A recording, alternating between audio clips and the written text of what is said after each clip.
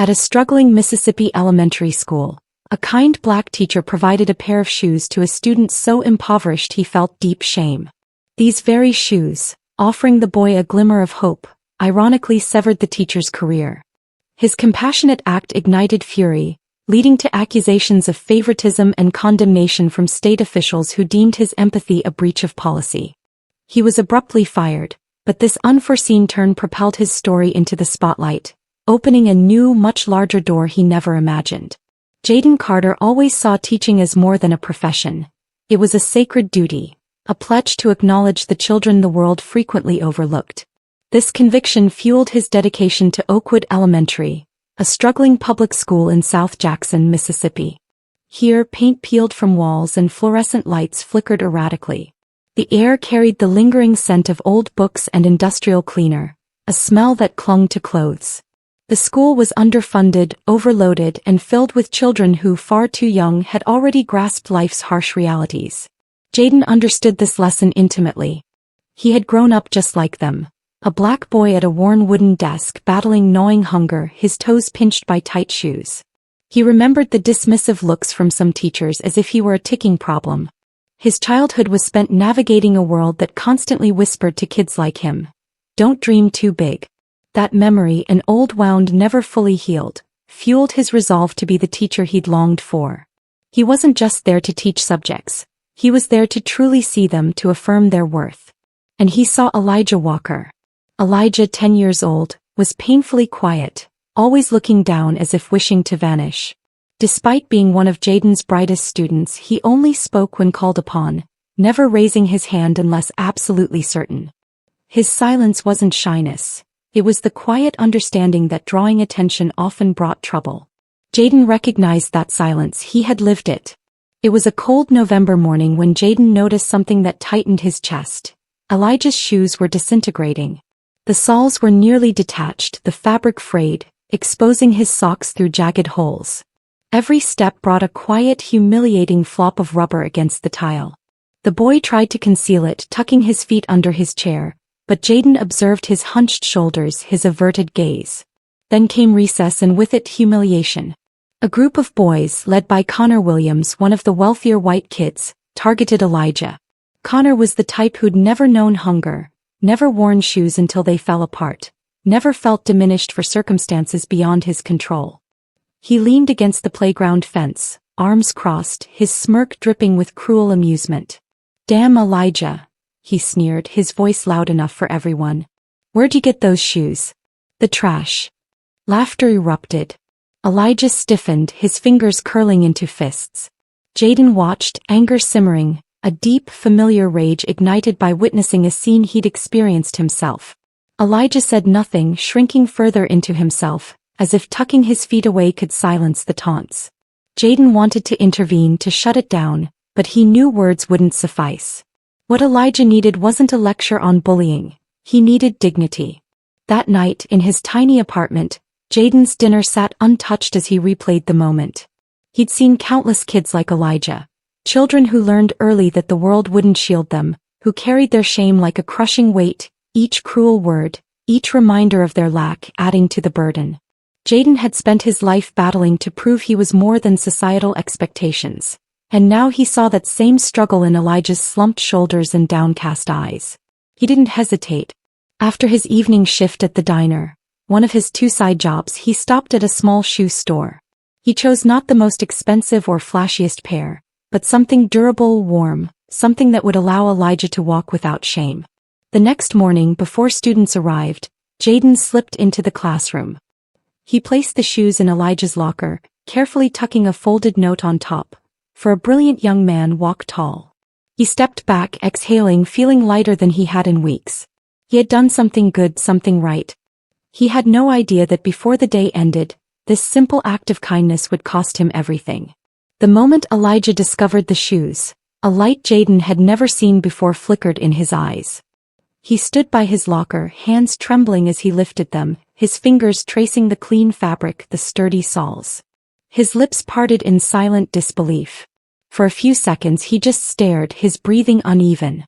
Then, cautiously, as if expecting someone to snatch them away, he slipped off his old, torn shoes and put on the new pair. They fit perfectly. For the first time in weeks, Jaden saw Elijah truly smile, not the small, hesitant one he sometimes gave when answering correctly, but a real, unguarded smile, a glimpse of the carefree child he should have been. The sight made the long nights, the extra shifts, all the exhaustion worthwhile. Jaden didn't need thanks. Seeing Elijah walk taller, his shoulders a little straighter was enough. But peace was fleeting in places like Oakwood. It began with Rebecca Whitler, a teacher who clung to rules like a drowning person to a life vest, not for fairness but for control.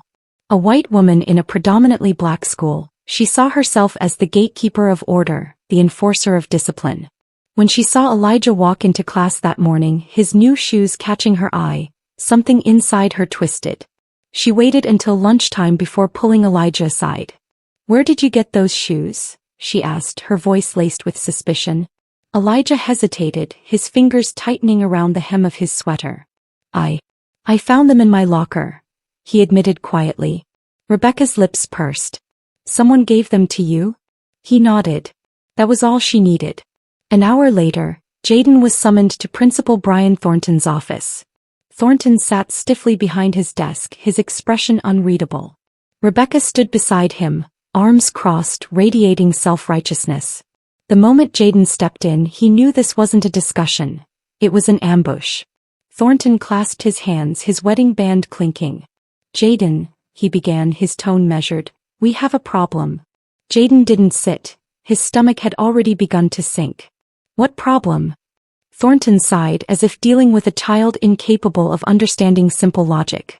"It's come to my attention that you gave a student an unsanctioned gift." Jaden's jaw clenched. He glanced at Rebecca, whose face remained cold, detached. "Unsanctioned," he repeated. "I bought a student a pair of shoes because his were falling apart. That's not a crime." Thornton exhaled sharply. "It's not about the shoes, Jaden. It's about fairness. You can't single out students for special treatment. Parents are already upset." Jaden's head snapped up. "Parents?" His voice dropped. "Or one parent?" Thornton shifted uncomfortably. That was it. One complaint, one entitled white parent who'd seen a black boy receive something their child hadn't, and suddenly kindness became favoritism, charity a violation. Jaden straightened. "I didn't make a big deal out of it. I didn't tell the class. I didn't put him on display." He looked at Thornton, willing him to see reason. "You've seen this school. You know how many of these kids go home hungry, wearing the same clothes day after day. If the system won't help them, what are we supposed to do? Just watch." Thornton's face hardened. "We follow protocol." Jaden scoffed. "Protocol." The word felt disgusting. And what does protocol say about a 10-year-old kid walking around with holes in his shoes? Rebecca finally spoke. "It says he should get help the right way, through official school programs, approved resources, not through a teacher handing out gifts like some savior." Her eyes narrowed. "We can't have students thinking they're entitled to handouts." Something inside Jaden snapped. His hands curled into fists. "Entitled," he repeated, his voice eerily calm. "A kid who walks 3 miles to school because his mother can't afford gas? A kid who eats 1 meal a day if he's lucky? That's entitlement to you." Rebecca didn't flinch. "It sets a precedent," she said simply. "If every teacher did what you did, there would be chaos." Jaden let out a bitter laugh. "Yeah, I can't have teachers caring too much, huh?" Thornton cut in before the argument escalated, his voice clipped, final. "Jaden, I'm placing you on administrative leave effective immediately. The board will convene in 3 days to determine your employment status." Jaden's heart slammed against his ribs. "You're suspending me for helping a child?" Thornton's gaze didn't waver. "You left us no choice." Jaden let the words sink in. No choice, as if kindness was a punishable offense, as if morality had to be regulated. He forced himself to breathe, to keep his voice steady. "And when they fire me," he said quietly, "when you strip me of my job, what lesson will that teach Elijah?" Thornton didn't answer. Neither did Rebecca. As they both knew. Jaden walked out without another word, refusing to beg for a job that demanded he ignore suffering children. 3 days later, the school board made their decision. Jaden Carter was officially terminated from Oakwood Elementary. Just like that, a good teacher was erased. News of Jaden Carter's termination spread rapidly. The halls of Oakwood Elementary felt emptier, his steady presence noticeably absent. Some teachers whispered sympathies, but none dared openly defy the administration. Parents exchanged knowing glances, some shaking their heads in frustration, others too fearful to challenge a system that had proven its ruthlessness. But the students felt it most. Elijah Walker sat in the back of his classroom, head low, his new shoes suddenly feeling heavier. Guilt gnawed at him, an unbearable weight. The other kids barely spoke to him, their eyes filled with pity or quiet resentment. He was the boy who cost Mr. Carter his job. At home, his mother, Monique Walker, watched the news unfold with a mix of anger and heartbreak. Jaden Carter had done what the school system refused. He had truly seen her son and tried to help, and they punished him for it. She wasn't alone in her feelings. By week's end, a small online movement had begun. A parent shared Jaden's story on Facebook, detailing his firing for giving shoes to a student. The post exploded overnight.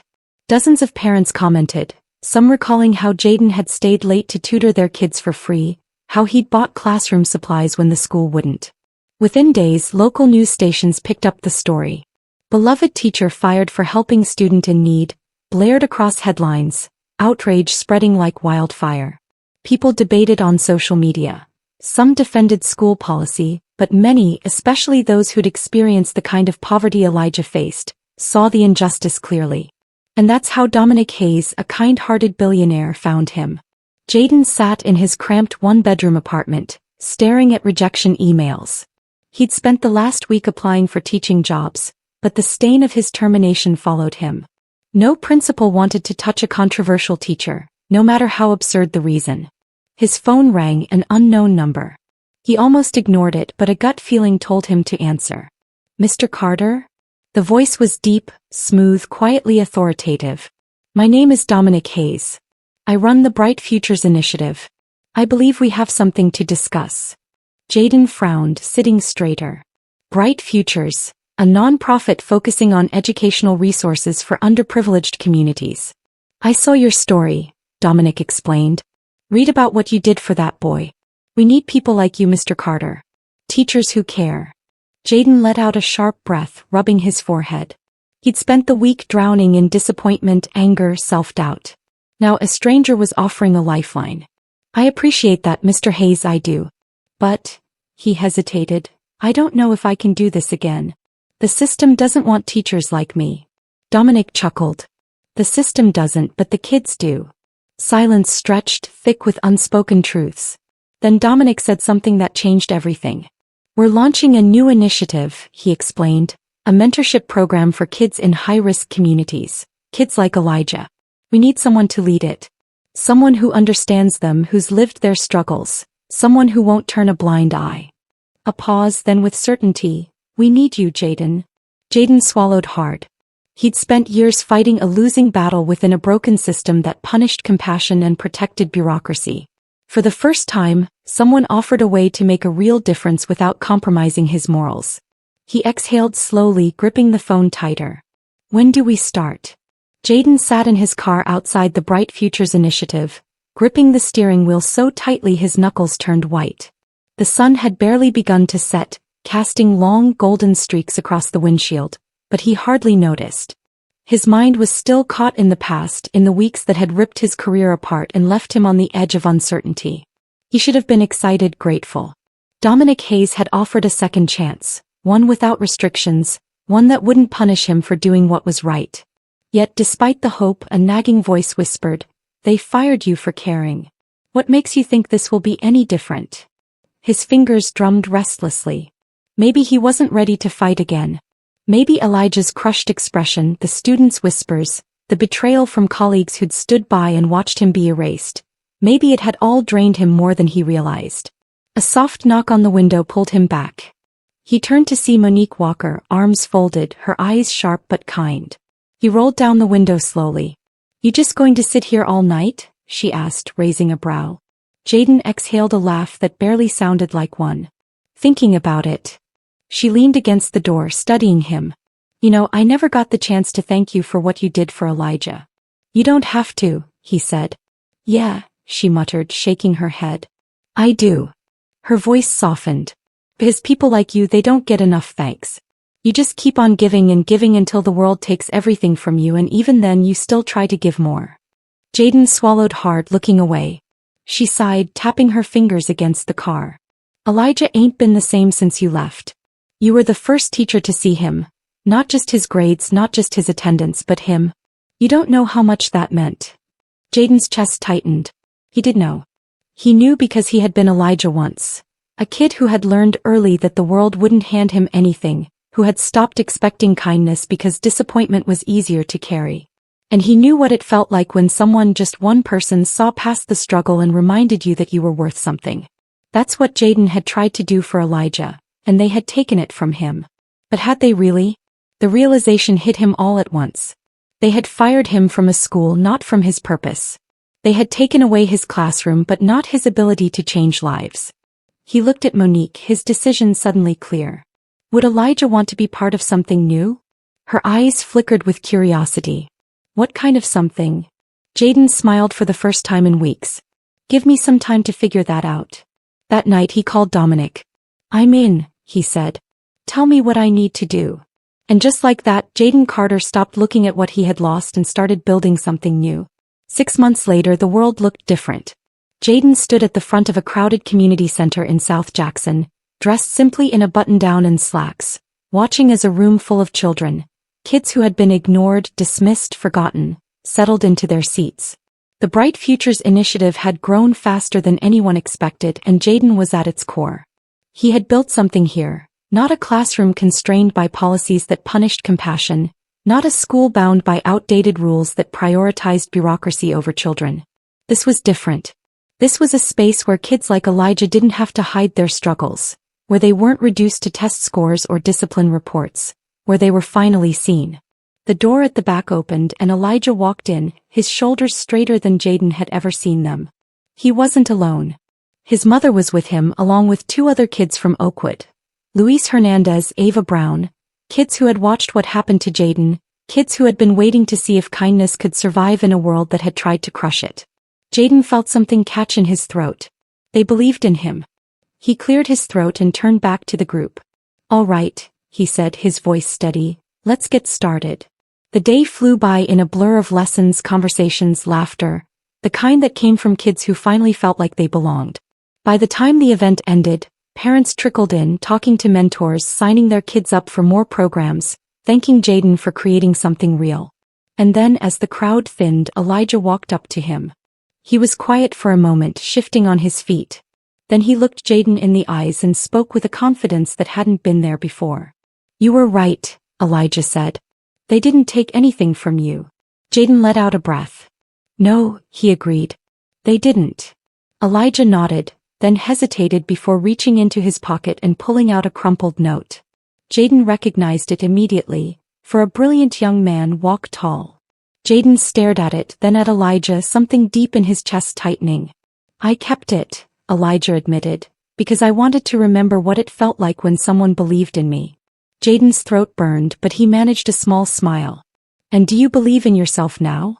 Elijah met his gaze and nodded. Yeah, I do. Jaden rested a hand on the boy's shoulder. This was why he had fought. Not for recognition, not for revenge, but for this moment, for kids like Elijah to stand a little taller, to believe they mattered. He had lost a job, but he had found something bigger. He had found his purpose. Join us to share meaningful stories by hitting the like and subscribe buttons. Don't forget to turn on the notification bell to start your day with profound lessons and heartfelt empathy.